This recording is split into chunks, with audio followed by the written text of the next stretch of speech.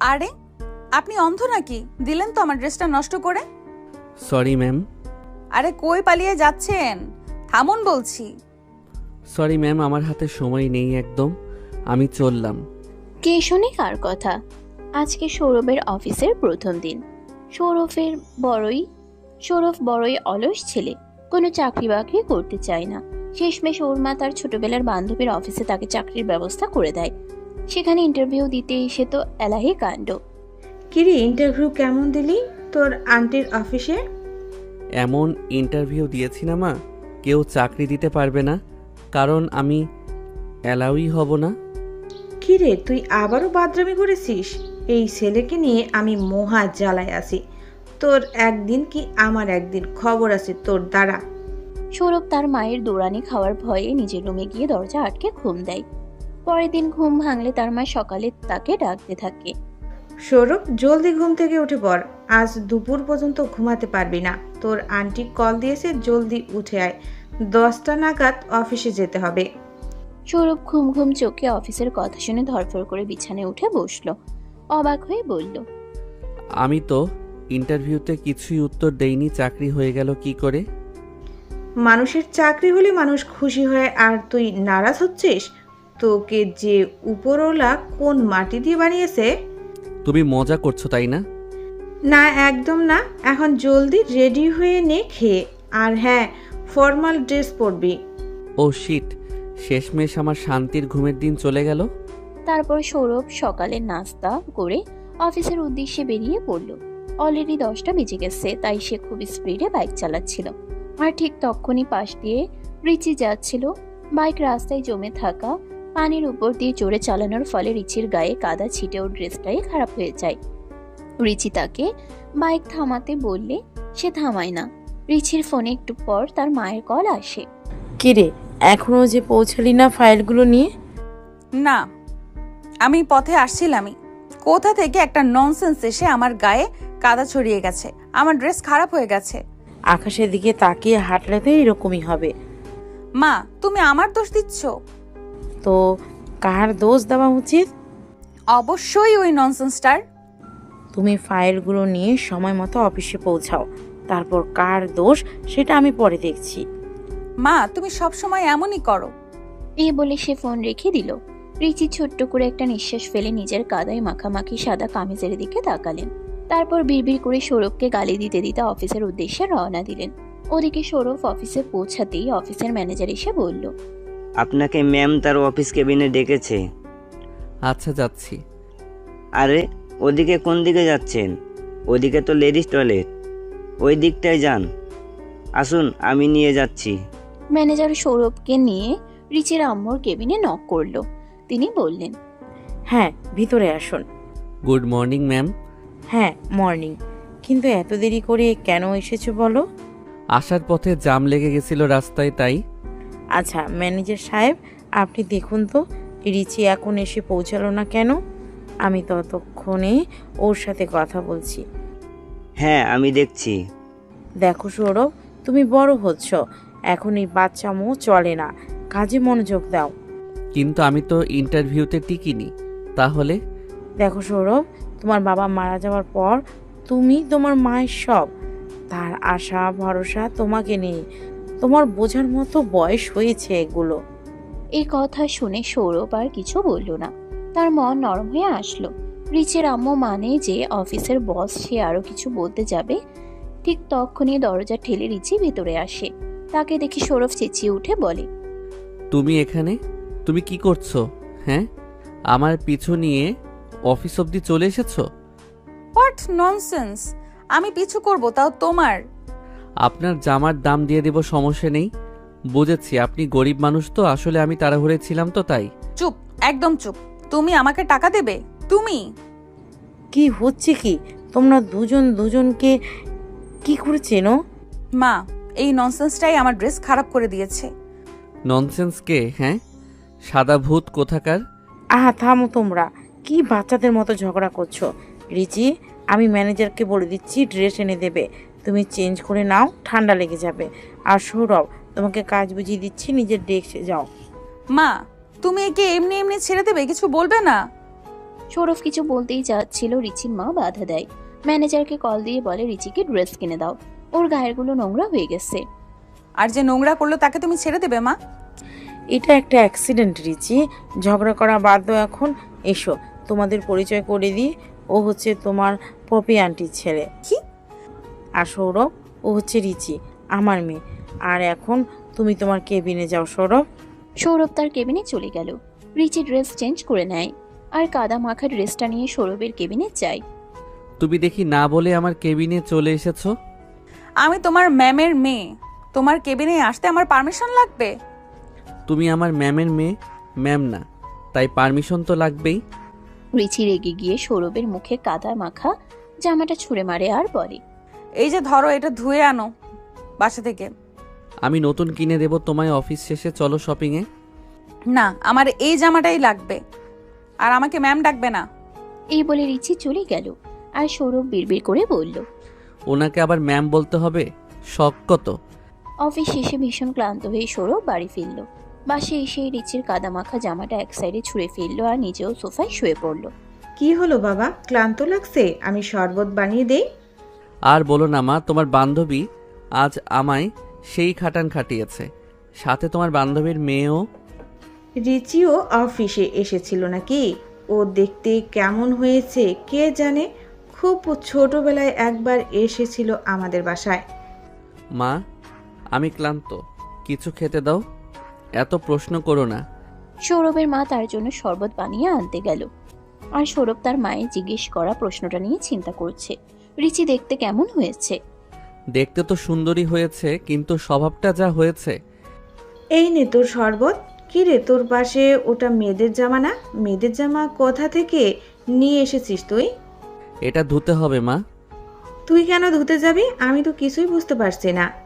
তোমার বান্ধবীর মেয়ের থেকে জেনে নিও সেটা। এই বলে রাগ করে সৌরভ নিজের রুমে চলে গেল। পরের দিন সৌরভদের বাসায় রিচি আর তার মা আসলো। তুই তো আমাদের বাসায় আসিস না পপি, তাই ভাবলাম আমিই চলে আসি। সাথে মেয়েটা কি রিসি? হ্যাঁ, আমার মেয়ে রিচি। আসসালামু আলাইকুম আন্টি। ওয়ালাইকুম আসসালাম। অনেক বড় হয়ে গেছো মা। নিজের ছেলেও তো বড় হয়েছে, সেদিকে নজর নেই। আর কই বড় হলো, বাচ্চাদের মতো রাগ করে গাল ফুলিয়ে রুমে চলে গেল।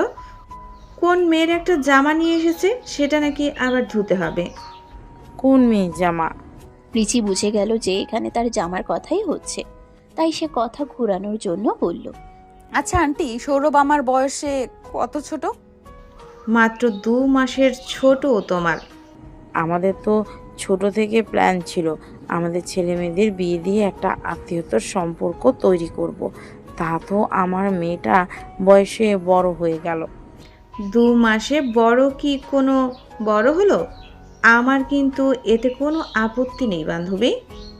তোমার আপত্তি না থাকলেও তোমার ছেলের তো আপত্তি থাকতেই পারে। দেখো বান্ধবী, আমার ছেলে বড্ড অলস। ওকে যদি তুমি কর্মঠ বানিয়ে দিতে পারো, বাকিটা আমি দেখে নেব। তাহলে এখন আশার আলো নিভিনে বলছো?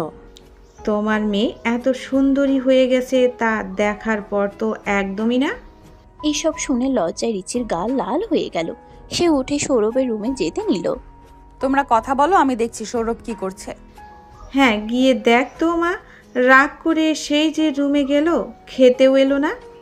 রিচি সৌরভের রুমে গিয়ে দেখলো রুমে খালি, কেউ নেই। বাথরুম থেকে পানি পড়ার শব্দ আসছে। বাথরুমের দিকে এগিয়ে দেখলো দরজা ফাঁকা। সৌরভ কি করছো? এই যে ম্যাডাম, আপনার জামা ধুচ্ছি। আপনার এতটুকু তর্স হইল না যে জামাটা আমি দিয়ে আসব, নিজেই নিতে চলে এলেন। একটু বসুন, ধুয়ে তো শুকাতে দিতে হবে, নাকি ভিজে জামাই নিয়ে যাবেন? বাহ, বেশ ভালো কাপড় ধরছো তো। এমন ছেলেকে আমার জামাই বানাতে আপত্তি নেই। মানে? নিচে তো আমাদের বিয়ের কথা চলছিল, তাই ভাবলাম ছেলে দেখে আসি, পছন্দ হলে হ্যাঁ বলে দিব। তোমাকে আর বিয়ে ইম্পসিবল। আমি দরকার হলে কলা গাছ বিয়ে করব, তাও তোমায় না। এইবার কিন্তু বেশি বেশি হয়ে যাচ্ছে সৌরভ। তুমি এখান থেকে যাবে নাকি তোমাকে ভিজিয়ে দেব? এই বলে সৌরভ এক মগ পানি উঠিয়ে রিচির গায়ে ছুঁড়ে মারতে নিলে ভয় পেয়ে সৌরভের রুম থেকে চলে যায়। কি হলো রিচিমা, এভাবে হাঁপাচ্ছ কেন? আন্টি, তোমার মতো একটা লক্ষ্মী মহিলার এমন বান্দর ছেলে কি করে হলো? এখন তোরা মা মেয়ে আমার ভরসা। আমার বাদর ছেলেটাকে আদর দিয়ে যদি ভালো করতে পারিস। আজ তাহলে অনেক গল্প হলো, এবার আমরা উঠি, অন্য একদিন আসবো। তুই বললেই হবে, এসে থেকে তো গল্প করেই যাচ্ছে, খাওয়ার তো কিছুই হলো না। আমি খাবার দিচ্ছি, আসো সবাই মিলে খেতে বসবো। সৌরভটাও এখন অবধি খায়নি। আমি সৌরভকে ডাকছি, আমি ডাকলে ঠিকই আসবে। আসুক একবার, বোঝাবো মজা। তুই আবার বিড়বিড় করে কি বলছিস? না কই কিছু না তো। সৌরভ, সৌরভ, খেতে আসো জলদি। হ্যাঁ ম্যাডাম, এসে পড়েছি। বাসা এটা অফিস না, এখানে ম্যাডাম ডাকার প্রয়োজন নেই। তুমি আমায় আন্টি ডাকো। আচ্ছা ম্যাডাম, আন্টি। খুব বাদর হয়েছ, কিন্তু এই বাদরামও আমার সঙ্গে চলবে না। শুনলাম মায়ের সাথে রাগ করেছ। আসো খেতে বসো একসাথে। তুমি খাওনি শুনে আমরা থেকে গেলাম, না হলে চলে যেতাম। আমার জন্য থেকে গেলেন নাকি আপনার মেয়ের বড্ড ক্ষুধা পেয়েছে বলে? সৌরভের কথা শুনে সবাই হাসতে লাগলো, আর রিচি মনে মনে বলল, খেতে বসেছে দেখো। তোমার সাথে ঝগড়া না করলে কার সাথে করব বলো? আমার জানা আছে, দেখাচ্ছি তোমায় মজা। টেবিলে সবাই খেতে বসেছে। সৌরভ যেখানে বসেছে তার পাশের চেয়ারে রিচি বসেছে। সৌরভের মা খাবার বেড়ে দিচ্ছে। রিচি আর চোখে বারবার তার দিকে তাকাচ্ছে। আ কি হলো বাবা? সৌরভের পায়ের উপর রিচি পা বুলিয়ে যাচ্ছে। সৌরভের হয়েছে করুণ দশা। সে না বলতে পারছে আর না সহ্য করতে পারছে। কি হলো? অমন মুখ করে চোখগুলো ডিম ডিম করে তাকিয়ে আছিস কেন? সৌরভের মা আর একটু ধাক্কা দিয়ে জিজ্ঞেস করে, কিরে, কিছু তো বল। ও কিছু না আন্টি, মনে হয় মশা কামড়েছে। তাই না সৌরভ? হ্যাঁ হ্যাঁ তাই। সৌরভ মুখে কিছু না বললেও মনে মনে বলে, দেখাচ্ছি তোমাকে আমি মজা। দস্যি মেয়ে, এক মাঘে শীত যায় না, সময় আমারও আসবে। তুমি কি কাউকে গালি দিচ্ছ? না তো, কেন গালি কেন দিব? না, তোমার মুখ দেখে মনে হচ্ছে, তাই বললাম আর কি। তোরাও না কি বাজে কথা শুরু করলি। ওদের বাদের কথায় তুমি কান দিও না। তুমি আর কতকাল এই বিজনেস একা হাতে সামলাবে? এখন বয়স হয়েছে, আর পাচ্ছি না বোন। ভাবছি সব দায়িত্ব রিচির কাঁধে দিয়ে আমি একটু স্বস্তির নিঃশ্বাস ছাড়বো। ও কি পারবে সামলাতে? ছেলে মানুষ যে ও। কাঁধে দায়িত্ব এসে পড়লে কেউ আর ছেলে মানুষ থাকে না। আর আমার মেয়ের উপর আমার বিশ্বাস আছে। কথা বলতে বলতে ওদের খাওয়া দাওয়া শেষ হয়ে গেছে। সৌরভ বেসিনে হাত ধুচ্ছিল, পিছন থেকে রিচি এসে বলে, ওভাবে চিৎকার করলে কেন তখন? আমি একটা নিষ্পাপ ছেলে, আমাকে ইফটিজিং করলে আমি কি চুপ করে থাকবো? কি কি বললে? আমি তোমায় ইফটিজিং করছি? আম্মু বলল শোনোনি? খুব শীঘ্রই আমি তোমার বস হতে যাচ্ছি, একদম চাকরি খেয়ে দেব। তাহলে তো বেশ হয়, আমি বাসায় নিশ্চিন্তে ঘুমাতে পারবো। তুমি এক কাজ করো, তুমি কালকেই বরং আমার চাকরিটা খেয়ে দাও। তুমি তো দেখছি আস্ত একটা অলস। সমস্যা নেই, কোনোখানে কোনো গুটি চালাতে হয় সেটা কিন্তু আমার জানা আছে। তা তো থাকবেই, তুমি তো একটা গুটিবাজ। ম্যাডাম ডাকবে বুঝলে, তোমায় প্রচুর প্রেশার দিয়ে রাখবো। না ম্যাডাম, দয়া করে এমনটা করবেন না। অনেকক্ষণ হয়ে গেছে এখনো ওরা হাত ধুয়ে আসছে না দেখে রিচির মা ওদের ডাকলো। দেখেছেন ভাবি, ওরা দুজন কখন গেল এখনো ফিরল না। কি করছে দুটোতে কে জানে। ওই তো ওরা এসেই গেছে। সৌরভ আর রিচি ফ্রেশ হয়ে রুমে এসে আবারও মায়েদের সাথে ড্রয়িং রুমে বসে। রিচির মা সিরিয়াস হয়ে বলে, কাল থেকে কিন্তু তোকে অফিস সামলাতে হবে। এই গুরুতর দায়িত্ব নিতে পারবি তো? হ্যাঁ মা, তোমার মেয়ে, আমি কেন পারবো না বলো তো? হ্যাঁ, তুমি যে যোগ্য মায়ের যোগ্য মেয়ে সেটা তোমাকে প্রমাণ করতে হবে। আর আমার ছেলেটাকেও সামলাতে হবে। আহ মা, আমি কি কচি খোকো নাকি যে আমাকে সামলাতে হবে? তুমি কিন্তু আমার মান সম্মান খেয়ে দিচ্ছ মা। তুই কোনো চিন্তা করিস না পপি, সৌরভ এখন অফিসে যেতে যেতে ঠিক হয়ে যাবে, দেখিস। কথা বলতে বলতে সৌরভের মায়ের চোখটা ভিজে ওঠে। আর তার স্বামী মারা যাওয়ার পর সে অনেক কষ্টে এই সংসারটাকে আগলে রেখেছে। অনেকেই তাকে দ্বিতীয় বিয়ে করার পরামর্শ দিয়েছিল, কিন্তু সে সৌরভকে মানুষ করতেই ব্যস্ত ছিল। সৌরভ ছেলে হলেও মায়ের আঁচলে আঁচলে বড় হয়েছে, তাই বাহিরের জগতের সাথে তার খুব জানাশোনা নেই। আন্টি আজকে তাহলে যাচ্ছি, আরেকদিন আসবো। যাচ্ছি বলতে নেই, আসি বলতে হয়। সন্ধ্যায় রিচি আর তার মা চলে যায়। সৌরভ রুমে ঘুমাতে যাচ্ছিল, তার হয়েছে মহা মুশকিল। এতদিন তো তার জীবনে হেসে খেলে ভালোই যাচ্ছিল, হঠাৎ করে আবার এই চাকরির ঝামেলা, তার উপরে আবার অফিসের ম্যাম হতে যাচ্ছে কিনা ওই রুচি। সৌরভের এখন আর দিন দুনিয়ার কিছুই ভালো লাগছে না। সে ঘরে গিয়ে তার ছোটবেলার বন্ধু রনিকে ফোন দিল। কিরে বেটা, এতদিন পর ফোন দিলি কি মনে করে? তুই এমন করে বলছিস যেন তোরে আমি কোনোদিন ফোনই দেই না। দিসি তোরা, আমাদের তো একদম ফলেই গেছিস। শুনলাম নতুন চাকরি পেয়েছিস। চাকরি পেয়ে কি বন্ধু বান্ধবদের ভুলে গেলে? একদম বাজে কথা বলবি না। চাকরি আমি পাইনি, চাকরি আমাকে জোর করে করানো হচ্ছে। এটাও কোনো কথা বললি মামা? তুইও না পারিস বটে। তা কোথায় চাকরি নিলি? এই তো রিচিস লিমিটেড কোম্পানি। কি বলিস? আমিও তো ওখানেই অ্যাপ্লাই করেছি মামা। তোর কি ওখানে কোনো আত্মীয় আছে? তাহলে আমার চাকরিটার ব্যবস্থা করে দে না ভাই। আচ্ছা, আমি পপি আন্টিকে কাল বলে দেখব, তারপর তিনি যা সিদ্ধান্ত নেবেন তোকে আমি জানাবো। তোকে অনেক ধন্যবাদ দোস্ত। আরে আগে দেখি কাজটা হয় কিনা, তারপর ধন্যবাদ দিস। আগেই ধন্যবাদ দিচ্ছিস। শালা তুই আর ভালো হইলি না। এত করে যে শালা ডাকিস, আমার তো বোন নেই, কি লাভ বল শালা ডেকে? সেই লাভ লোকসান পরে হিসাব হবে। তুই কিন্তু আমার ব্যাপারটা দেখিস। এখন আমি একটু ব্যস্ত আছি, পরে তোকে আবার কল করব। ওকে দোস্ত। রনির সাথে কথা বলা শেষ করে সৌরভ ঘুমিয়ে পড়ে। পরের দিন সকাল সকাল সৌরভকে তার মা ঘুম থেকে টেনে তোলে। তাড়াহুড়ো করে সে অফিসে যায়। অফিসে গিয়ে সে রনির চাকরির জন্য ম্যামের সাথে কথা বলতে যায়। সেখানে রিচিও ছিল। ম্যাডাম আসবো? এসে গেছে বাদরটা। কোথাও কোনো সমস্যা হচ্ছে আমাকে জানাও। না মানে আরে এত না মানে এইসব বাদ দিয়ে এখন আসল কথাটা কি সেটা বলে ফেলো। আমার কলেজের এক বন্ধু, ও এই কোম্পানিতে চাকরির জন্য ইন্টারভিউ দিয়েছিল। যদি একটু আচ্ছা বুঝেছি, ছেলেটার নাম কি রনি? হ্যাঁ, আপনি কি করে বুঝতে পারলেন? ছেলেটার যোগ্যতা আছে আমি বুঝেছি, কারণ তুমি তো সবসময় ভালো ছেলেদের সাথেই চলাফেরা করতে। ভালো ছেলেদের সাথে চলে, নিজের তো আর ভালো হতে পারলে না। সৌরভ রিচির কানের কাছে মুখ নিয়ে কিছুটা ঝুঁকে গিয়ে বলে, আমি কিন্তু একটা পোড়া পোড়া গন্ধ পাচ্ছি। আপনি কি পাচ্ছেন? গন্ধটা কোথা থেকে আসছে বলুন তো ম্যাডাম। স্টুপিড। যদিও উপরে উপরে রিচি সৌরভকে মেখিয়ে রাগ দেখায়, কিন্তু মনে মনে সে বলে, এই ব্লু শার্টটাতে ওকে খুব মানিয়েছে। সৌরভ, তুমি তোমার কাজ করো মন দিয়ে। একটু পর সবাইকে সেমিনারে ডাকা হবে, চলে এসো কিন্তু। আজকে আমি কিছু গুরুত্বপূর্ণ ঘোষণা দেব। আচ্ছা ম্যাডাম। সৌরভ কেবিনে বসেছিল। একটু পর সবাইকে সেমিনারে ডাকা হয়। অফিসের সবাই সেমিনারে উপস্থিত হলে পপি তাদের উদ্দেশ্যে বক্তব্য দেওয়া শুরু করে। আজকে আমি আপনাদের সাথে একটা গুরুত্বপূর্ণ কথা আলোচনা করতে চাই। আমি অনেক দিন ধরে এই ব্যবসা সামলে আসছি।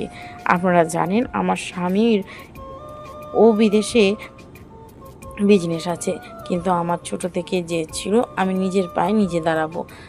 আজ আমার সকল স্বপ্ন আমি পূরণ করতে পেরেছি। এখন শুধু আমি চাই আমার মেয়ে রিচি এই দায়িত্ব নিক। আপনারা কি আমার সিদ্ধান্তের সাথে একমত? কোনো আপত্তি আছে কারো? এই অফিসের প্রায় সবাই রিচিকে চেনে, তাই তারা কেউ পপির এই সিদ্ধান্তে বাধা দেয় না, বরং মেনে নেয়। আমি আরও একটা ঘোষণা দিতে চাচ্ছি, তা হলো আমি সৌরভেরও পদোন্নতি চাচ্ছি। সৌরভ আজ থেকে এই অফিসের সিনিয়র অফিসার। পপি যে এখন ঠিক এই কথা বলবে সেটা কেউই বুঝে উঠতে পারেনি। সৌরভ নিজেও খুব অবাক হয়। এখানে কি হচ্ছে কিছুই সে বুঝে উঠতে পারে না। সৌরভ রিচির পাশেই দাঁড়িয়েছিল। সে কিছুটা ঝুঁকে এসে রিচির কাছে জিজ্ঞেস করে, এখানে কি হচ্ছে তুমি কি কিছু বুঝতে পারছো? হ্যাঁ, আমি হচ্ছে এই অফিসের বস আর তুমি হচ্ছে আমার পার্সোনাল অ্যাসিস্ট্যান্ট। পপি সেদিনে অফিস থেকে অফিসিয়ালি বিদায় নিল। পরের দিন অফিসে এসে সৌরভ একদম সারপ্রাইজ হয়ে গেল। আরে ওটা কে দাঁড়িয়ে আছে? রনি না? দোস্ত, তোকে অসংখ্য ধন্যবাদ। তুই যে কোথায়, আমার জন্য কত উপকার একটা কাজ করলি তা বলে বোঝাতে পারবো না। বল, তুই আজকে কি খেতে চাস? আমি আজকে তোকে ট্রিট দিব। আরে ভাই ব্রাদারদের হেল্প করতে আবার টাকা লাগে নাকি? আমার কোনো ট্রিটের দরকার নেই। রনি হ্যান্ডসাম ছেলে, তোমার এখন ভালো চাকরি আছে, শুধু দরকার একটা ভালো বউয়ের। এটা তো ঠিক বলেছিস। এখন একটা ভালো বউ খুঁজে দেখি, চল, যদি একটা সুন্দরী মেয়ে পাই। সৌরভের কাছে মিশু নামের একটা মেয়ে এগিয়ে আসলো। মেয়েটা এই অফিসেই কাজ করে অনেক দিন ধরে। সৌরভের সাথে এর আগেও তার দেখা হয়েছে, কিন্তু কখনো কথা হয়নি। সত্যি বলতে মিশুর কাছে সৌরভকে ভালো লাগতে শুরু করেছে। লাগবেই বা না কেন, সৌরভ তো দেখতে বেশ সুন্দর এক ছেলে। যেমনই তার গায়ের রং তেমনই তার fitness. Congratulation Sourav sir. Sir কেন ডাকতেছো? পপি ম্যাম তো আপনাকে ম্যানেজারের উপরে আসনে বসিয়ে গেলেন। দেখো সৌরভ, সুন্দরী মেয়েদের মুখে সার ডাক শুনতে চান না। তুমি বরং ওনাকে ভাইয়া বলে ডাকো। হারামি কোথাকার! এই শোনো, তুমি আমাকে নাম ধরে ডেকো কেমন? মিশু এই কথাটা শুনে কিছুটা লজ্জা পেল, আরো অনেকটা খুশিও হলো। আর এই সব কিছু দেখছিল রিচি।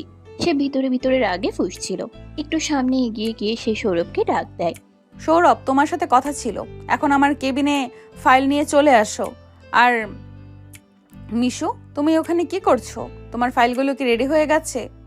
মায়ের ছুটি হয়ে গেছে দেখে ভেবো না তোমাদের ছুটি হয়ে গেছে। কাজে মন দাও ঠিক করে। আসসালামু আলাইকুম ম্যাম। তোমাকে তো ঠিক চিনতে পারলাম না, তুমি কে? কালকে তোমার সামনে বসেই তো ওর কথা ম্যাডামের কাছে বলছিলাম। আমাকে তুমি করে কেন ডাকছো? আমাকে ম্যাম বলে ডাকবে। তোমাকে তো আমি আগেও বলেছি, এটা তোমার লাস্ট ওয়ার্নিং। সরি ম্যাম, ওর ভুল হয়ে গেছে, আর হবে না। ও আজ থেকে ভালো ছেলে হয়ে থাকবে। আপনি আপনার বন্ধুর মতো ফাঁকিবাজ না হয়ে কাজে মন দিন। আর এই যে মিস্টার সৌরভ, কথা কানে যাচ্ছে না? জলদি আসুন আমার কেবিনে। সৌরভের আর কি করার, রিচি হচ্ছে এ অফিসের বস। তার কথা তো সৌরভকে শুনতেই হবে। তাই তার পিছন পিছন সৌরভ তার কেবিনে যায়। কেবিনে গিয়ে বসলে রিচি দরজা আটকে দেয়। সৌরভ পিছনে ফিরে জিজ্ঞেস করে, দরজাটা আটকে দিলেন কেন? সুন্দরী মেয়েদের মুখে স্যার শুনতে ভালো লাগে না, তাই না? হ্যাঁ, তা তো লাগেই না। আর ভাইয়া শুনতে তো আরও জঘন্য লাগে। তবে আপনি আমাকে ভাইয়া বলে ডাকতে পারেন, তাতে আমি মাইন্ড করব না। তুমি কি বলতে চাচ্ছ আমি সুন্দর না? কোনো সন্দেহ আছে ম্যাডাম? রিচি ভীষণ রেগে যায়। রেগে গিয়ে সে সৌরভকে কলার ধরে তার কাছে টেনে আনে। রিচি এমন কিছু করবে তা সৌরভ ভাবতে পারেনি। তাই হঠাৎ করে সে একটু হকচকিয়ে যায়। এই কি করছো তুমি? হ্যাঁ, তোকে যদি আর দেখেছি কখনো মিশুর আশেপাশে, তাহলে তোর একদিন কি আমার যতদিন লাগে।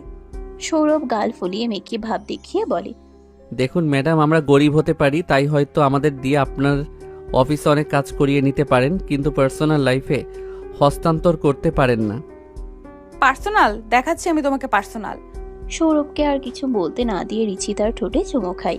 সৌরভ বড় বড় চোখ করে তার দিকে তাকিয়ে থাকে। রিচি সৌরভের ঠোঁট ছেড়ে একটু দূরে গিয়ে দাঁড়ায়। সৌরভ এখনো কথা বলতে পারছে না। সে এখনো মূর্তির মতো চুপচাপ দাঁড়িয়ে আছে। আর যদি কখনো তোকে মিশুর আশেপাশে দেখেছি, তাহলে আজকের মতো তোকে বুঝিয়ে দেব যে তুই আমার পার্সোনাল প্রপার্টি, বুঝলি?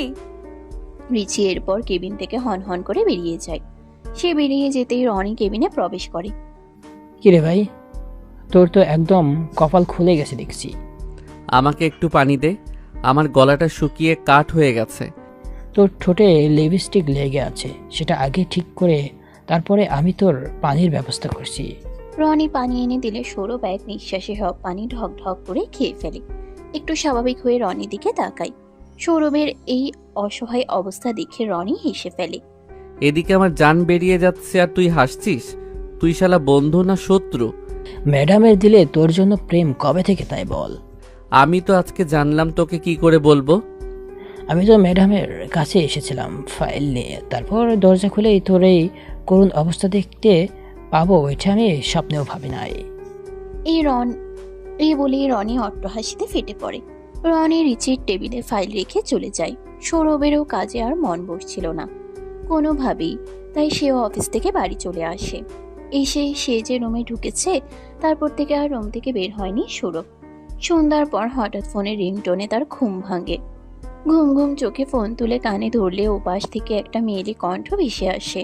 সৌরভ মুহূর্তেই ধরফর করে উঠে। এই কণ্ঠ তো তার চেনা, এটা তো রিচির কণ্ঠ। চট করেই সৌরভের মাথায় একটা শয়তানি বুদ্ধি আসলো। সে রিচিকে না চেনার ভান করে বলল, মিশু, বেবি তুমি আমাকে এত মিস করছো? আগে বলবে না? আমি এক্ষুনি আসছি তোমার সাথে দেখা করতে। ঘুমের ঘোরে ওই ডাইনির নাম নিচ্ছিস? তোকে তো আমি দেখে নেব। আজকের ডোজ হয়নি তোর, তাই না? ও মা, মিশু তুমি না এটা? বাবারে, এই কণ্ঠ শুনে ভয় পেয়ে গেছি। ও আচ্ছা, আমি স্বপ্ন দেখছিলাম তাহলে। তোকে আমি খুন করব। কি আর করার, অফিসের সিনিয়র আপুর হাতে খুন হতে হবে। তাও ভালো, তার প্রেমে তো আর শহীদ হতে হচ্ছে না। কেন? আমার প্রেমে কেন শহীদ হতে পারছিস না? সরি ম্যাডাম, আমি শুধু সুন্দরীদের প্রেমে শহীদ হই। আমি সুন্দরী নই? ছি ছি, অমন নাক বোচা মেয়ে আমার সুন্দর হয় কি করে? তুই আয় না অফিসে কালকে, আমি মেরে তোর নাক বোচা করে দেব। নিজে খুব সুন্দর, তাই না? অবশ্যই, হ্যাঁ। দেখো না কত হ্যান্ডসাম ড্যাশিং ছেলে আমি। সব মেয়েরাই পাগল আমার জন্য। তো এই খুশিতে কি তুমি খাওয়া দাওয়া বন্ধ করে রাখছো? তুমি কি করে জানলে যে আমি বাসায় এসে খাইনি? আম্মু বলেছে, তাই না? এই মাটাও না ঘরের কথা বাইরের মানুষকে বলে। খুব শীঘ্রই আপনার ঘরের মানুষ হব মিস্টার সৌরভ। এই বলে রিচি ফোন কেটে দিল। তখনই দরজায় কড়া নাড়ল তার মা। ছেলেটা কিছু খেলো না, শরীর খারাপ করলো কিনা আবার সেই চিন্তায় পড়ে গেল পপি বেগম। কিরে বাবা, কি হয়েছে তোর? সেই কখন থেকে দরজা আটকে বসে আছিস? রাতে কি কিছু খাবি না? দাঁড়াও মা, আসছি। সৌরভ গোমরা মুখ করে দরজা খুলল। অফিসে কিছু হয়েছে? রেগে আছিস? না মা, তবে তুমি কেন রিচিকে বলতে গেলে যে আমি এখনো খাইনি? বেশ করেছিস, আমার কথা তো তুই শুনিসই না, তাই রিচিকে বললাম। মায়ের চেয়ে তো আজকাল বউয়ের দাম বেশি। হ্যাঁ ডাকো, আরো ওই ডাইনিটাকে বউ ডাকো। তুমি তো ওকে বউ ডেকে ডেকে লাই পাইয়ে দিয়েছ। এখন ও আমার সাথে বউগিরি দেখিয়ে বেড়ায়। সে তুই যাই বলিস, মেয়েটা কিন্তু মন্দ নয়। তুমি দেখছি মা আমার সর্বনাশ করতে উঠে পড়ে লেগেছ। এখন অফিসের সিনিয়র আপুকে তো দেখছি আমার বউ বানিয়ে তুমি ক্ষান্ত হবে। টুকটাক কথা বলার ফাঁকে ফাঁকে সৌরভকে তার মা পপি খাইয়ে দিলেন। খাওয়া দাওয়া শেষে সৌরভ ঘুমিয়ে পড়ছে। সৌরভ, উঠে পড়। আর কত ঘুমাবি? তোকে রোজ রোজ সকালে আমি ডাকতে পারবো না। তুই বিয়ে করে বউ আন ঘরে, তার হাতে সব দায়িত্ব দিয়ে আমি বাঁচি। অত খুশি হয়ে লাভ নেই, তোমাকে আমি ছুটি দিচ্ছি না। বউ থাকলেও আমি সকালে তোমার ডাকেই ঘুম থেকে উঠব। তাড়াহুড়ো করে সৌরভ অফিসে চলে গেল। অফিসে গিয়েই প্রথমে তার রনির সাথে দেখা হয়। রনি সৌরভকে খুঁটিয়ে খুঁটিয়ে দেখছে। এভাবে দেখার কি আছে? আমাকে কি আর কোনোদিনও দেখিসনি? না, তোকে তো কোনোদিনও এত সকালে ক্লাসে খুঁজে পাওয়া যেত না, অফিসেও দেখতে পাইনি। আজ হঠাৎ এত সকালে চলে এলি? কি ব্যাপার স্যাপার কি ম্যাডামের ভেবে মনে হয় যে হাবুডুবু খাচ্ছিস একদম? এমন কিছুই না, তুই শুধু ভুলভাল বকছিস। মা তাড়াতাড়ি ঘুম থেকে উঠিয়ে দিয়েছে, আমিও তো সময় দেখার প্রয়োজন মনে করিনি, খেয়াল করিনি যে তাড়াতাড়ি পাঠিয়ে দিয়েছে। তখন পিছন থেকে রিচি এসে বলে, ভালো হয়েছে তুমি সকাল সকাল এসেছো। অফিসের কাজ কিছু আগলিয়ে রাখা যাবে। আপনারা তো শুধু গরিবদের দিয়ে কাজ করালেই বাঁচেন, ডাইনি কোথাকার। কিছু বললে তুমি? না ম্যাম, কি যে বলেন আপনি, আমার ঘাড়ে কয়টা মাথা? না ম্যাম, কি যে বলেন আপনি, আমার ঘাড়ে কয়টা মাথা যে আমি আপনাকে কিছু বলতে যাব? ও আপনি কি শুনতে কি শুনে ফেলেছেন? বাদ দিন, আপনি আমাকে হুকুম করুন, আমি আপনার সব কাজ করে দিচ্ছি। হ্যাঁ, জলদি কেবিনে আসো। রিচি থেকে কাজ বুঝে নিচ্ছিল সৌরভ। আর কিছু ফাইল সে বাসা থেকে রেডি করে এনেছে। তাদের গুরুত্বপূর্ণ কথার মাঝখানে ম্যানেজার চলে আসে রিচির জন্য খাবার নিয়ে। মেয়েটা কিছু খায়নি। আমি তো বললাম আমি লাঞ্চের সময় কিছু একটা খেয়ে নেব, তাহলে এখন খাবার পাঠানোর কি দরকার ছিল মায়ের? আপনি যে কালকে রাতেও কিছু খাননি, তাই ম্যাডাম খুব চিন্তিত। আচ্ছা, আমার হাত আটকা, তুমি এটা এখানে রেখে চলে যাও। ম্যানেজার চলে গেল। সৌরভ একটু মনোযোগ দিয়ে রিচির দিকে তাকায়। রিচিকে আজ বেশ সুন্দর লাগছে। ঘুম থেকে উঠেই বোধহয় মেয়েটা চলে এসেছে, কোনো শ্বাস নেই, মুখটাও বেশি ফোলা ফোলা। গালগুলোকে একটু ধরতে ইচ্ছে করলো সৌরভের, কিন্তু বসের গায়ে তো আর হাত দেওয়া যায় না, তার উপর যে দোষী মেয়ে। কোথায় খেয়াল হারালে? আমি এখানে তোমাকে কাজ বোঝাচ্ছি আর তুমি তো অন্য কোথাও মন নিয়ে পড়ে আছো। সৌরভ একটা ফাঁকা ঢোক গিলে বলল, না মানে আজকে মিশুকে দেখলাম, ওকে অনেক সুন্দর লাগছিল। মেয়েটা যে কেন এত সুন্দর সেটাই ভেবে পাই না। একদিন ওকে জিজ্ঞেস করব ভাবছি যে ওর রূপের রহস্য আসলে কি। সৌরভ ভেবেছিল বরাবরের মতো রিচি রেগে যাবে, কিন্তু তেমনটা হলো না। উল্টো রিচি হেসেই চলেছে। সৌরভ এবার বিরক্ত হয়ে জিজ্ঞেস করলো, হাসছো কেন? এখানে হাসার কি হলো? রিচি এবার হাসি থামিয়ে বলল, তা তুমি আজকে মিশুকে কোথায় দেখলে? সে তো এখন অফিসেই আসেনি, ছুটিতে আছে। ওদিকে তুমি দেখি তার রূপের রহস্যে হাবু ডুবু খাচ্ছ। আমার তো ঘটনা অন্য কিছু মনে হচ্ছে। তোমার আবার এখানে মনে হওয়ার কি আছে? তোমাকে বোধহয় কোনো ডাইনি ভর করেছে। হয়তো কালকে রাতে যে ডাইনি তোমাকে কল দিয়েছিল সেই ডাইনিও হতে পারে। রিচি সবটা বুঝে গেছে দেখে সৌরভ ভীষণ লজ্জা পেল, কিন্তু সে তো এভাবে কথায় হেরে পারে না, তাই সে একটা উল্টো ফোন দিয়ে আটলো। একটু ভাব নিয়ে রিচিকে বলল, আসলে আমি ইডাঙ্কিল মিশুকে নিয়ে স্বপ্ন দেখতে শুরু করেছি। এই দেখো দিনে দুপুরে আমি মিশুকে দেখতে পাচ্ছি। হয়েছে, আর নাটক করতে হবে না, এখানে বসো। সৌরভ বেশ অবাক হয়ে গেল, কারণ রিচি তার চেয়ার থেকে উঠে সেখানে সৌরভকে বসতে বলল আর নিজে বসলো ডেস্কের উপর। সৌরভ কিছু না বুঝে উঠতে পারলেও সে চেয়ারে গিয়ে বসলো। সৌরভের সামনে রিচি ম্যানেজারে রেখে যাওয়া খাবারের বাটিটা এগিয়ে দিল। নাও, এবার বক্সটা খুলে খাইয়ে দাও। এটা কিন্তু অন্যায়। আমার ওভাবে মনোযোগ দিয়ে দেখাটা তোমার খুব অন্যায় হয়েছে, আর অন্যায়ের শাস্তি তো তোমাকে পেতেই হবে। শাস্তি স্বরূপ এখন আমাকে খাইয়ে দাও, আর কোনো কথা আমি শুনতে চাই না। কি আর করার, গরিবকে খাটিয়ে মারছে বড়লোকের মেয়ে, আমারও হয়েছে জ্বালা। সব জায়গায় গরিবেরা এভাবেই নির্যাতিত হয়। রিচি আর কোনো কথা বলে না, শুধু মিটিমিটি হাসতে থাকে। সৌরভ যে তাকে ভালোবেসে ফেলেছে সেটা সে ভালো করেই বুঝতে পেরেছে। সৌরভও খাবারের লোকমা তুলে দিতে থাকে রিচির মুখে। খাওয়ানোর সময় রিচির অসম্ভব সুন্দর ঠোঁটজোড়া ছুঁয়ে যাচ্ছে সৌরভের আঙ্গুলের ডগা। আমি আর খাওয়াতে পারবো না, তুমি খেয়ে নিও, আমি যাচ্ছি। আমায় একটু স্পর্শ করে নিজেকে সামলাতে পারছো না? এমন কিছুই না। সৌরভ একটু লজ্জা পেয়ে রিচির কেবিন থেকে বেরিয়ে আসে। নিজের ডেস্কে ফিরতেই রনি বলে, প্রথমে চুমু খেলি আর এখন খাচ্ছিস খাবার। এভাবে লুকিয়ে লুকিয়ে গাড়ি চালিয়ে যা শালা। তোর বিকাশ নম্বর দিয়ে 2 টাকা দিচ্ছি। কেন বিকাশ নাম্বার চাচ্ছিস? আবার বলতেছিস 2 টাকা দেওয়ার কথা। দিলে একটু বেশি টাকাই দে ভাই। দেখ আমি নিতান্ত গরিব মানুষ, তাই তোকে 2 টাকা দিচ্ছি, কারণ ভালো হইতে টাকা লাগে। তুইও না কি যে সব লজিক দিস, ছোট বাচ্চাও এমন কথা বলে না। ছোট বাচ্চার কথা থেকে মনে পড়লো, ছোটবেলার কথা। অনেক দিন হয়ে গেছে কোনো ট্যুর দেই না। কি করে দিব? এখন কি আর সে আগের দিন আছে? এখন আমরা বড় হয়ে গেছি, আমাদের উপর অনেক দায়িত্ব এসে গেছে। কাজের প্রেশারে তো নিঃশ্বাসই নেওয়া যায় না। রিচি সেমিনারের দিকে যাওয়ার সময় রনি আর সৌরভের কথোপকথন শোনে। তারপর হঠাৎ অ্যানাউন্স দেয় সবাইকে সেমিনারে আসার জন্য। অফিসের সবাই সেমিনারে উপস্থিত হলে রিচি তাদেরকে জানায়, সামনের সপ্তাহে আমাদের অফিস থেকে সবাইকে ট্যুরে নিয়ে যাওয়া হবে কক্সবাজার। সো সবাই রেডি থাকেন। রিচির অ্যানাউন্সমেন্ট শুনে তো অফিসের সবাই অনেক খুশি হয়ে যায়, বিশেষ করে সৌরভ অনেক খুশি হয়ে যায়। এবার রনি সৌরভকে টিস্কুরি মেরে বলে, কিরে সৌরভ, তুই দেখছি মনের কথা আগে ম্যাডামকে বলে রেখেছিস। বিশ্বাস কর আমি এই ব্যাপারে কোনো কথাই বলিনি ওর সাথে। ও কি করে বললো, আমি তো নিজেই সারপ্রাইজ হয়ে গেছি। থাক মামা, আর ডুবে ডুবে জল খেতে হবে না। আমরা তো তোর বন্ধু মানুষ, বল আমাদের কাছে তোর প্রেম নীলা বললে কি আমরা আর তাতে বাধা দিব? শালা তুই আমাকে বিশ্বাসই করিস না। সৌরভ বাড়িতে ফিরে ক্লান্ত শরীর নিয়ে সোফায় শুয়ে পড়ে। আশেপাশে তার মাকে দেখতে না পেয়ে ডাকাডাকি শুরু করে।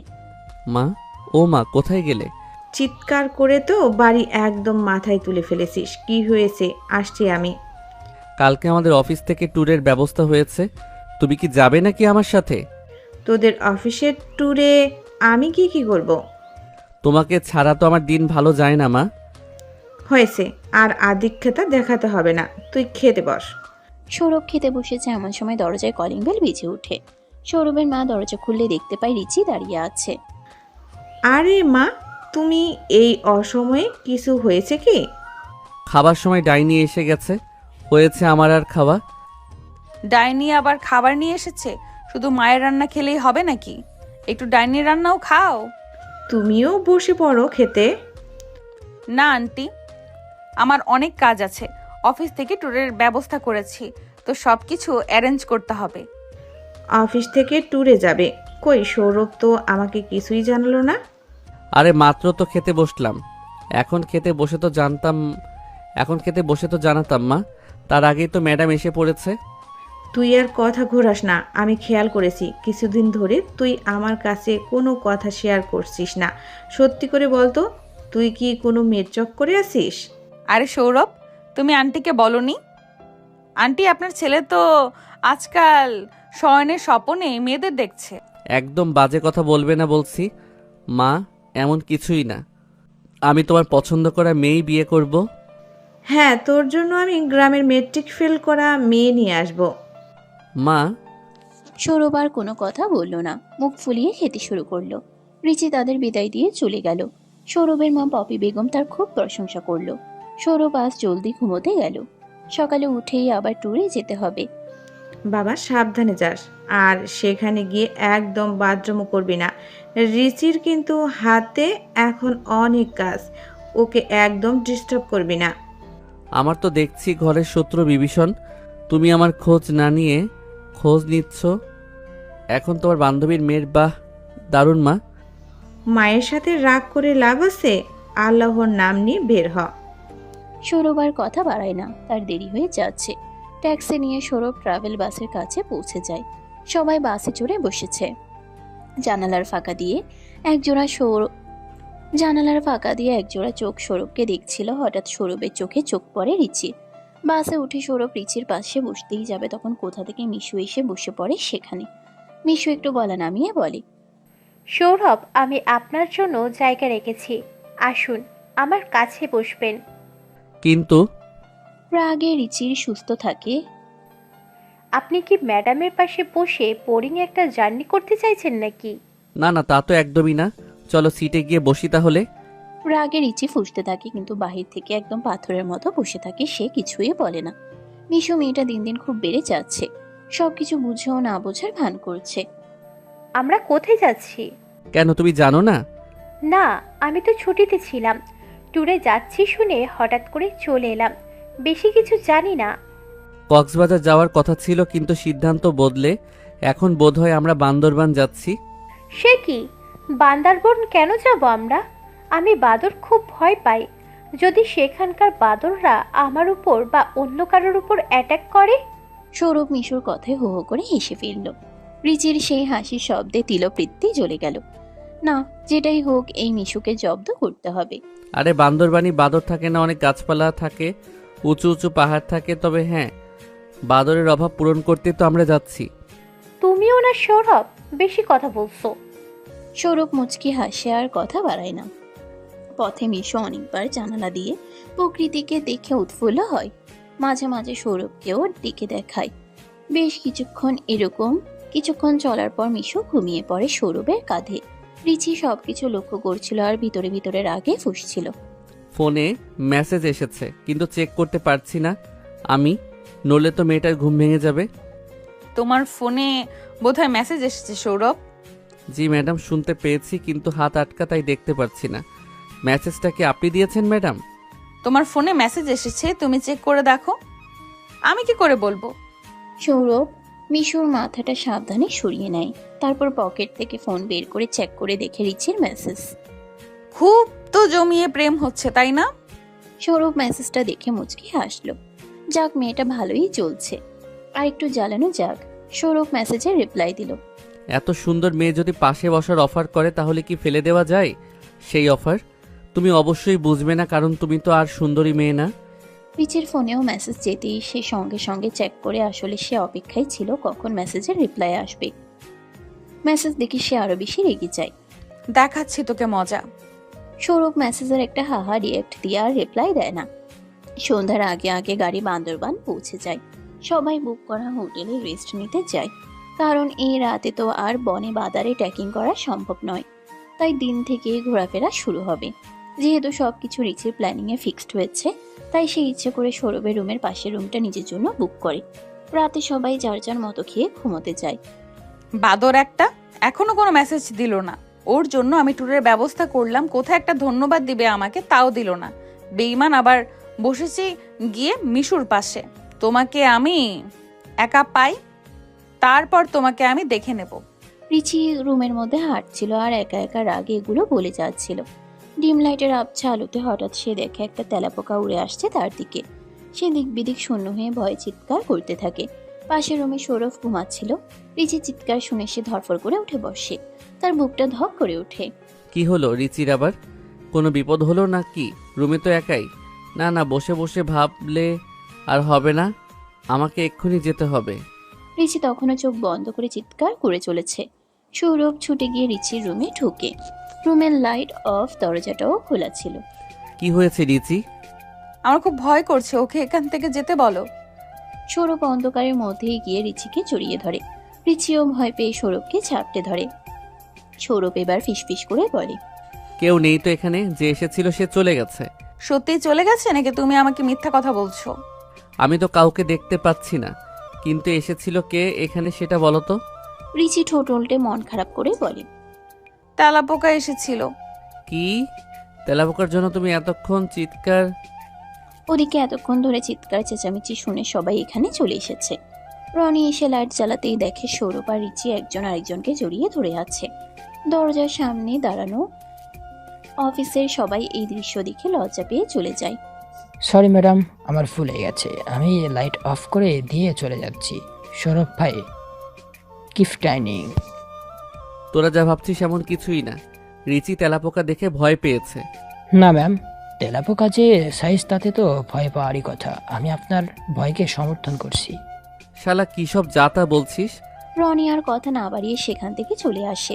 রিচি ঘটনা কি ঘটেছে বুঝে উঠতে পারে না। আর সৌরভের তো লজ্জায় মাথা কাটা যাচ্ছে। তোমার জন্য তো আজকে আমার মান সম্মানই শেষ হয়ে গেল।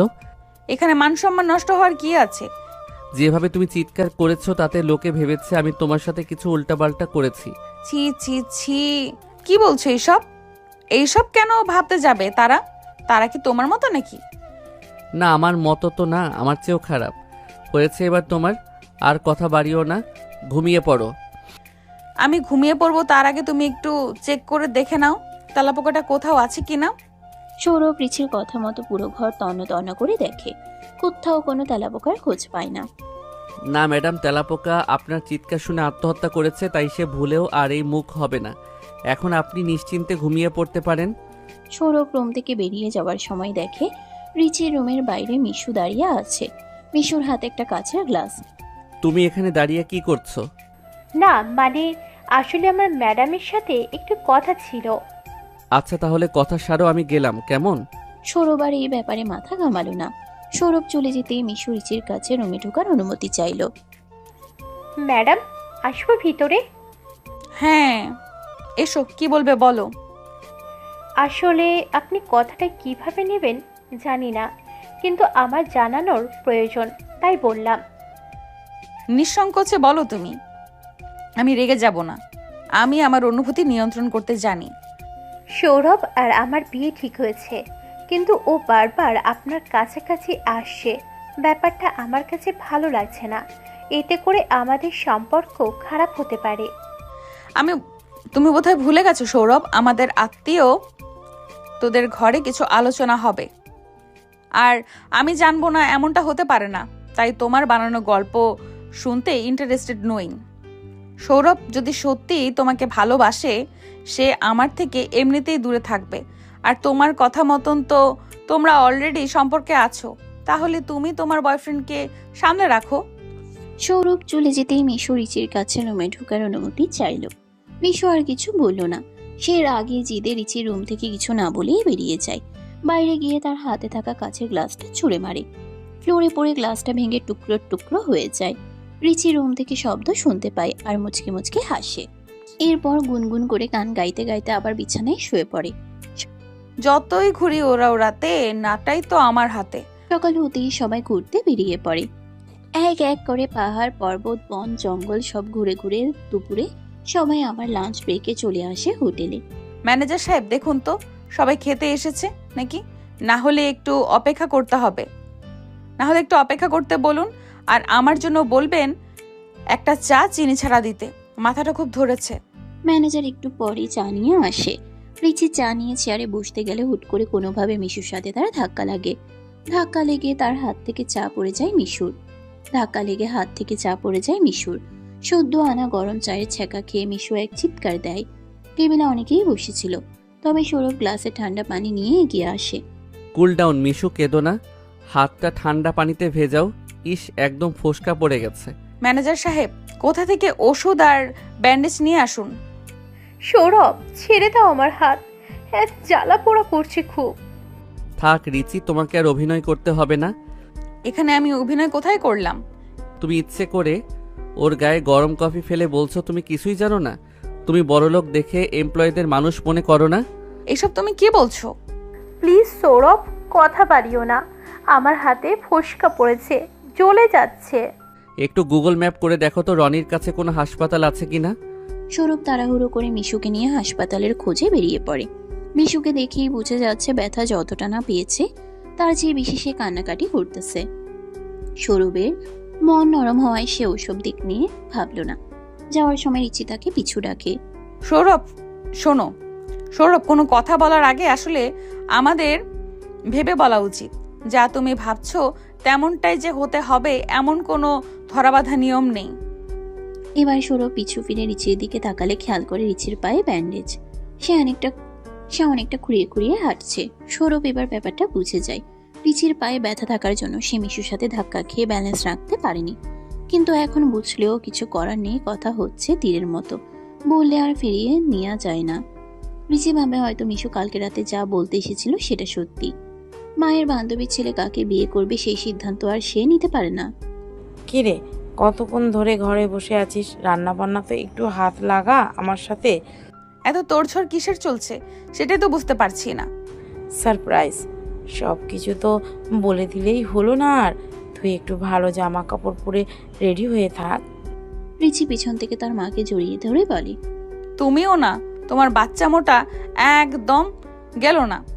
তুমি না থাকলে আমি যে কিভাবে নিজেকে সামলাতে পারতাম মা, তা বোধহয় আমি জানি না।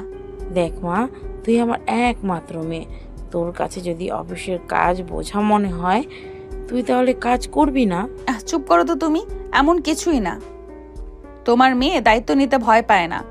এতটুকু অনেক কাজ করেছো, গিয়ে এখন রেস্ট নাও, আমি রান্না সামলাচ্ছি। রান্না তো প্রায় হয়ে এসেছে, তুই একটু শুধু খাবারগুলো গুছিয়ে রাখ, আমি গোসলে যাই, কেমন? ও তুমি চিন্তা করো না, আমি সামলে নেব। রিচি হাতের কাজ সেরে রুমে রেস্ট নিতে চলে যায়। ফোনটা নিয়ে এমনিতেই চ্যাট লিস্ট ঘাটাঘাটি করছিল। কিছুটা নিচে যেতেই সৌরভের কনভারসেশন দেখে রিচির মেজাজ বিগড়ে যায়। সেই দিনের পর থেকে সৌরভকে সে সব জায়গা থেকে ব্লক করে দিয়েছে। অফিসেও সৌরভকে এড়িয়ে চলে রিচি, তবুও যদি কোনো দরকার পড়ে ম্যানেজারকে পাঠিয়ে দেয়। আর মিশু চাকরি থেকে রিজাইন দিয়েছে। সৌরভ রিচিকে সরি বলতে চাইলেও সেই সুযোগটা আর হয়ে উঠছে না। আমার মেয়ে ফোন হাতে কি করছে? রিচি চমকে দরজার দিকে তাকিয়ে থ হয়ে গেল। সে বিশ্বাসই করতে পারছে না নিজের চোখকে। তার বাবা দাঁড়িয়ে আছে তার দরজায়। সে কি চোখে ভুল দেখছে? রিচি পিছনে তাকিয়ে দেখে তার মাও রেডি হয়ে দাঁড়িয়ে আছে। এবার রিচি একটু মেয়েকে রাগ দেখিয়ে বলে, মা, তাহলে তুমি আমাকে ফ্রেশ হওয়ার বাহানা দিয়ে তোমার আশিক দিওয়ানাকে আনতে গিয়েছিলে, তাই না? তোর মা তো চিরকালই বন্ড, কিন্তু আমার কথা তো তুই আর বিশ্বাস করিস না। বাহ, যার জন্য করি চুরি সেই বলে চোর। মায়েরা তো তরঝড় দেখে আমি ভাবলাম কোনো মেহমান আসছে, আর এখন দেখছি তুমি। আসলে তোমার বউ না আমাকে গুপ্তধনও টের পেতে দেয় না যে আজ তুমি এসেছো। না এসে উপায় কি? মেয়ে বড় হচ্ছে, বাবার একটা দায়িত্ব আছে না? এবার মেয়েকে বউ সাজিয়ে একটা জামাই আনতে যেতে হবে তো। জামাই আনতে যায় নাকি জামাই মেয়েকে নিতে আসে? তুমি যে কি বলো সেই বিষয়ে বোধ হয় তোমার ধারণা নেই। সে দেখা যাবে বাবা, এখন তুমি রেস্ট নিয়ে খেতে আসো তো, তারপর আমরা চুটিয়ে গল্প করব। খেতে বসে রিচির বাবা বলে সে এখন রিচির বিয়ে দিতে চায়। বুঝলে রিচির আম্মু, জুনায়েদের ছেলে এসেছে আমার সাথে। যেমন দেখতে সুন্দর তেমনি তার যোগ্যতা। হবেই না বা কেন? দেখতে হবে না কোন ফ্যামিলি থেকে বিলং করে? বিয়ের সিদ্ধান্ত একটু ভেবেচিন্তে নেওয়া দরকার। হুট করে একটা সিদ্ধান্ত নিলে হয় না। কেন, আমাদের রিচির কি কোথাও পছন্দ আছে নাকি? থাকলে সমস্যা নেই তো, আমার সাথে পরিচয় করিয়ে দেবে। মেয়ের উপর আমার বিশ্বাস আছে, তার পছন্দ খারাপ হতে পারে না। হঠাৎ করে রিচির মায়ের ফোন বেজে উঠে স্ক্রিনের দিকে তাকিয়ে দেখতে পায় সৌরভের মা ফোন করেছে। রিচির মা জিজ্ঞাসু দৃষ্টিতে একবার রিচির দিকে তাকায়। রিচি খাবার ছেড়ে উঠে চলে যায়। রিচির বাবা মেয়ের এই কাণ্ডে একটু অবাক হয়। আর খাবার রেখে উঠে যাচ্ছিস কেন? শরীর খারাপ করছে নাকি? হ্যাঁ, হঠাৎ করে মাথাটা একটু চক্কর দিয়ে উঠলো। আমি রুমে যাচ্ছি মা। রিচির মা সৌরভের মায়ের ফোন রিসিভ করে সে বলে, অনেক দিন হয়ে গেছে রিসি আমাদের বাড়ি আসছে না, ওর কি কিছু হয়েছে? না, আসলে অফিসে কাজের এত প্রেশার, তার উপর এখন ওর বাবা এসেছে বাসায়, ওর বিয়ের কথাবার্তা চলছে, তাই মেয়েটা একটু ব্যস্ত আছে। বাসায় সৌরভের মায়ের পাশে সৌরভও বসেছিল, কারণ সে কিছুতেই রিচির সাথে যোগাযোগ করতে পারছিল না। ভেবেছিল হয়তো তার মায়ের কাছ থেকে কিছু একটা খবর পাবে, তাই বলে যে একদম রিচির বিয়ের খবর পাবে এটা সৌরভ বুঝতে পারেনি। রিচির তার উপরে এতই অভিমান জমেছে যে সে অন্য জায়গায় বিয়ে করে ফেলছে। সৌরভের মা ভদ্রতার খাতিরে আর বেশি কথা বাড়ায় না। বেশ তো, মেয়ে আমাদের বড় হয়েছে। আচ্ছা, তাহলে সবার শরীর স্বাস্থ্যের দিকে খেয়াল রেখো। রাখছি কেমন? বিয়ের বিষয়ে কথা পাকা হয়নি, যখন সব কিছু চূড়ান্ত হবে আমি তোমাকে অবশ্যই জানাবো। আর শোন, তোর ভাইয়া এসেছে, বেড়াতে আসিস। সৌরভের মা আর কথা বাড়ালো না। ফোন লাউড স্পিকার দেওয়া আছে, তার ছেলের মলিন মুখের দিকে আর তাকাতে পারছে না। সৌরভ মুখ ভার করে নিচে রুমে গিয়ে দরজা বন্ধ করে দিল। সে কি করবে কিছুই ভেবে পাচ্ছে না। উপায় অন্তর না পেয়ে সে রনিকে কল করে। কিরে দোস্ত, তোর লাভ স্টোরির কি অবস্থা? রাগ ভাঙাতে পারলি ম্যাডামের? তোর ম্যাডামের রাগ ভাঙানো কি চারটিখানি কথা? সে তো আমার সাথে কোনো যোগাযোগের রাস্তায় রাখেনি। আম্মু আজ ফোন দিয়েছিল, রিচির বিয়ে ঠিক হয়েছে। কি কি বললি তুই? আমি ঠিক শুনলাম? শালা মজা না নিয়ে বল এখন আমি কি করব? আর তো কোনো উপায় দেখতে পাচ্ছি না। তুই এক কাজ কর, সোজা ওর বাড়িতে চলে যা, একদম সামনে গিয়ে জিজ্ঞাসা কর। তাদের মধ্যে যে ফুল বোঝাবুঝি হয়েছে ওইটা মিটলেই সব ঠিক হয়ে যাবে। মাথা ঠিক আছে তোর? এত রাতে কি করে আমি ওদের বাসায় যাব? আমাকে তো চোর ভেবে বাড়ি থেকে তাড়িয়ে দিবে। এটাই এখন একমাত্র উপায়, বধ ছাড়া আর কোনো রাস্তা নেই। এখন তুই ভেবে দেখ যে তুই কি করবি। শালা সব দোষ তো তোর। তুই কেন ওই মিশুর উপর দরুদ দেখাতে গিয়েছিলি? বেশি বেশি খেতে চেয়েছিলি না? এবার বোঝ মজা তোর। আমও নাই, সালাও নাই। তুই আর কাটা ঘায়ে নুনের ছিটা দিস না। সৌরভ রনির ফোন রেখে সিদ্ধান্ত নেয় সে এক্ষুনি যাবে, তাই চুপচাপ বাসা থেকে বেরিয়ে পড়ে। যাওয়ার সময় মায়ের রুমে একবার উকি দিয়ে যায়। সৌরভের মা তখন গভীর ঘুমে। সৌরভ রিচিদের বাড়ির বাইরের পাইপ বেয়ে উঠে রিচির ঘরে ঢুকে। একটু ভ্যাপসা গরম পড়ায় রিচি জানালা খুলে ঘুমিয়েছে। সৌরভ এসে তার গালে হাত বুলিয়ে দেয়। রিচি শান্ত হয়ে ঘুমিয়ে আছে। হঠাৎ তার অনুভব হয় কোথা থেকে যেন একটা দমকা হাওয়া এসে তার মুখে আশ্রে পড়ছে। রিচি চোখ খুলেই একটা ছায়া দেখে চিৎকার করতে যাবে, সৌরভ তার মুখ চেপে ধরে। চিৎকার করো না, আমি তোমার সাথে কয়েকটা কথা বলে এখান থেকে চলে যাব। আচ্ছা ঠিক আছে, আমি তোমার মুখ ছেড়ে দিচ্ছি, কিন্তু তুমি চিৎকার করো না প্লিজ। তুমি এখানে কি করছো? দেখো, আমি তোমাকে সত্যিটা বলতে এসেছি। তুমি যে ওই দিন পায়ে ব্যথা পেয়েছিলে তা আমি জানতাম না, তাই আমার একটু ভুল হয়ে গেছে। সেই ভুলের এত বড় শাস্তি তুমি আমায় দিতে পারো না? তুমি আরো অনেক কিছুই জানো না। যেমন ওই দিন মিশু আমার রুমে এসে বলে গিয়েছে সে তোমাকে বিয়ে করতে যাচ্ছে। একদম মিথ্যে কথা। আমি তোমাকে ভালোবাসি। আমি কেন ওকে বিয়ে করতে যাব? আর তুমিও আমাকে ভালোবাসো, তা আমি জানি। অন্য কারো কথায় কষ্ট পেয়ে তুমি অন্য কাউকে বিয়ে করে নিবে? আমার কথা এখনো শেষ হয়নি। ওই দিন মিশুই আমার রুমের বাহিরে গ্লাস ভেঙে রেখেছিল। আমার পায়ে সেই কাজ ঢুকেই ইনজুর হয়েছিল। বিশ্বাস করো, আমি এগুলো কিছুই জানতাম না। আমি তো বিশ্বাসই করতে পারছি না যে মিশু এমনটা করতে পারে। তবে অনায়াসে আমাকে তো বিশ্বাস করতে পারো।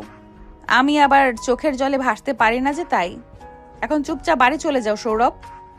হ্যাঁ যাব, যদি তুমি কথা দাও যে তুমি এই বিয়েতে রাজি নও, সেটা বাসায় জানিয়ে দেবে। সেটা আমার পারিবারিক ব্যাপার। তুমি ভালোই ভালো এখান থেকে চলে যাবে কিনা তাই বলো। সৌরভ নিঃসংকোচে বলে সে যাবে না। এবার রিচি খুব রেগে যায়। সে সৌরভের হাত ধরে টানতে টানতে নিয়ে যায় সদর দরজার কাছে। তারপর ধাক্কা দিয়ে তাকে বের করে দিয়ে মুখের উপর দরজা আটকে দেয়। পিছনে ঘুরে রুমে যাওয়ার সময় রিচি দেখে তার বাবা গম্ভীর মুখে তাকিয়ে আছে। সে রিচিকে জিজ্ঞেস করে। ছেলেটা কে? রিচি কোনো উত্তর দেয় না, সোজা তার রুমে চলে যায়। পিছন থেকে রিচির মা এসে বলে, আমার বান্ধবী পপির ছেলে। তুমি তোমার বান্ধবী উপকারের প্রতিদান হিসেবে তার ছেলেকে চাকরি দিয়েছ, বেশ, কিন্তু কিছু টাকা হাতে পেয়ে ওই বিক্রিগুলো আমার মেয়েকে বউ বানানোর স্বপ্ন দেখতে পারে না। তুমি একটু না জেনেই বেশি বেশি বলে ফেলছো। ভুলে যেও না ওরা মানুষ হিসেবে কতটা উদার। তাই বলে তুমি নিজের মেয়ের বলি দেবে? আমি তা হতে দেব না। আমি কালকে রিচির বিয়ের ব্যবস্থা করব। রিচির বাবা এরপর আর কোনো কথা না বলে ঘুমিয়ে পড়ে। রিচির মাও একটা দীর্ঘ নিঃশ্বাস ছেড়ে ঘুমিয়ে পড়ে। পরের দিন রিচির বাবা সকাল সকাল রিচির রুমে যায়। রিচি বারান্দায় বসে বই পড়ছিল।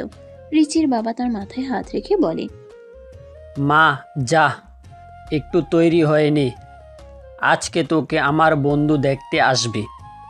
রিচি বুঝে যায় যে তার বাবা কিসের কথা বলছে। তাকে ছেলেপক্ষ আজ দেখতে আসবে। রিচির বাবা আবারও রিচির মাথায় হাত বুলিয়ে বলে, আমি কখনো তোর খারাপ চাই না, তুই আমার উপরে শুধু একটু ভরসা রাখ।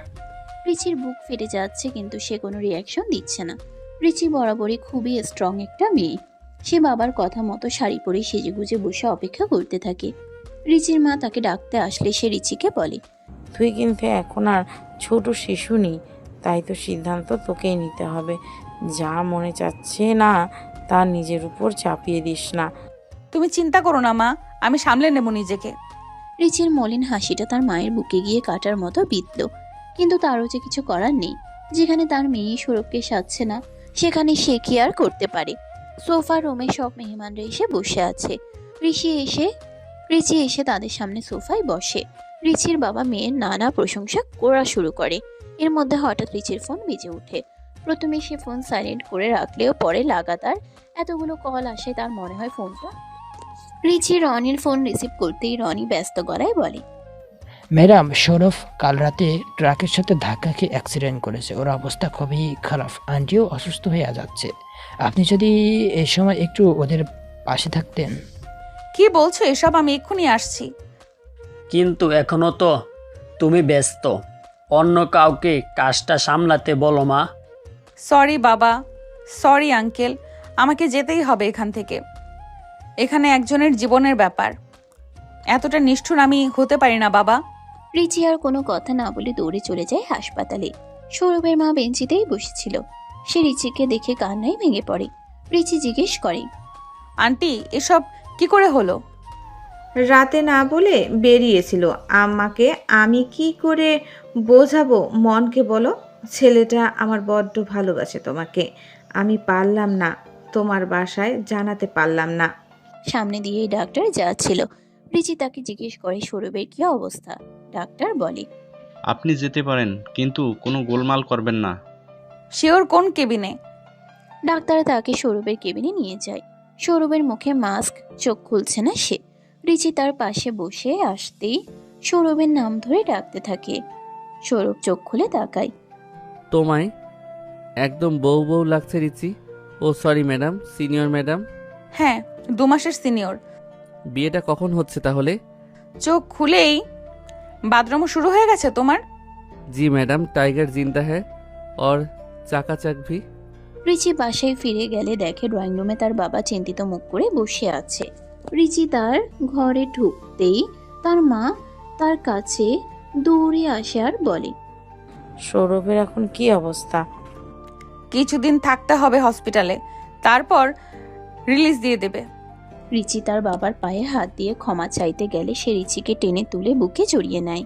তুই আমার একটা মাত্র সন্তান, তোর যাতে খুশি আমি তাই করব। তোর কোনো চিন্তা নেই, বাবা তো তোর সবচেয়ে ভালো বন্ধু। বাবা আমি সরি। It's okay. ছেলেটা তো দেখতে হ্যান্ডসাম, যদিও রাতে দেখেছি সাহসও আছে। হাসপাতাল থেকে আসলেই বিয়ের সানাই বাজবে আমার মেয়ের। হে হে হে। বাবা তুমিও না। তাহলে কি কাজে নিয়ে একেবারে হাসপাতালে যাব? এই কিছুদিন পর সৌরভ সুস্থ হয়ে বাড়ি ফেরে। তারপর দুই পরিবারের সম্মতিতে ধুমধাম করে ওদের বিয়ে হয়ে যায়।